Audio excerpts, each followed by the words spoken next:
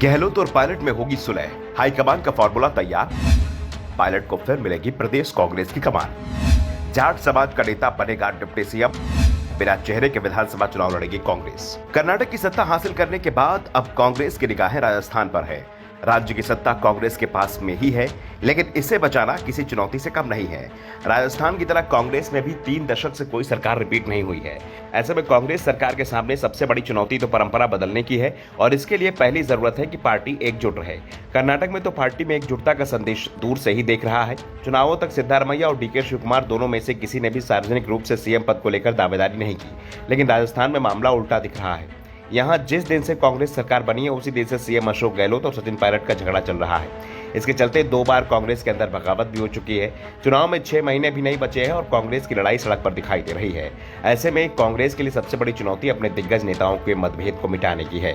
कांग्रेस ने हाल ही में जो सर्वे कराया था उसमें भी ये साफ हो गया, पायलट को अगर कांग्रेस पार्टी से निकालती है तो प्रदेश की 80 सीटों पर मुकाबले में नहीं आ पाएगी और इतनी सीटों पर पायलट जिस पार्टी में जाएंगे, अगर बीजेपी में नहीं जाते हैं तो बीजेपी का सामना कांग्रेस की जगह पायलट की पार्टी से होगा, यानी कांग्रेस एक झटके में 80 सीट रह जाएगी। इसी के चलते अब कांग्रेस पायलट और गहलोत के बीच के मतभेदों को मिटाने की कोशिश में जुटी हुई है। कांग्रेस अपने घर के मतभेद को दूर करने के मजबूती से चुनाव में उतरना चाहती है। अशोक गहलोत और सचिन पायलट के सुलह का फॉर्मूला दिल्ली की प्रयोगशाला में तैयार किया जा रहा है। दरअसल राजस्थान का निर्णायक फैसला लेने के लिए 26 मई की तारीख मुकर्रर की गई थी, जिसमें राजस्थान कांग्रेस के आला नेताओं को साथ बैठाकर फैसला होना था, लेकिन अंतिम समय में यह बैठक टल गई।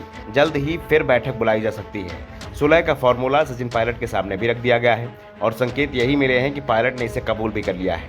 कांग्रेस आलाकमान ने सचिन पायलट को फिर से प्रदेश अध्यक्ष बनाने का फॉर्मूला तैयार किया है, जबकि एक जाट नेता को मुख्यमंत्री बनाया जा सकता है। पायलट को पीसीसी चीफ बनाए जाने का विरोध सीएम अशोक गहलोत कर रहे हैं, लेकिन हाईकमान ने गहलोत से साफ कह दिया है कि पायलट को ही प्रदेश अध्यक्ष बनाया जाएगा और ये फैसला बदला नहीं जाएगा। गहलोत ने दलील भी दी कि गोविंद सिंह डोटासरा को पीसीसी चीफ के पद से हटाने का फैसला सही नहीं होगा, क्योंकि हाल ही में बीजेपी ने भी जाट चेहरे सतीश पुनिया को प्रदेश अध्यक्ष पद से हटाया है, जिससे जाट कम्युनिटी में नाराजगी है।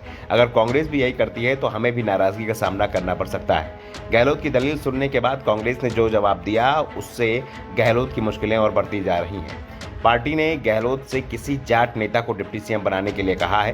कांग्रेस आलाकमान की ओर से कोई भी जाट चेहरा चुनने के लिए मुख्यमंत्री गहलोत फ्री हैंड दिया है। अगर ये फॉर्मूला लागू होता है तो जाट डिप्टी सीएम की रेस में गोविंद सिंह डोटासरा सबसे आगे हैं।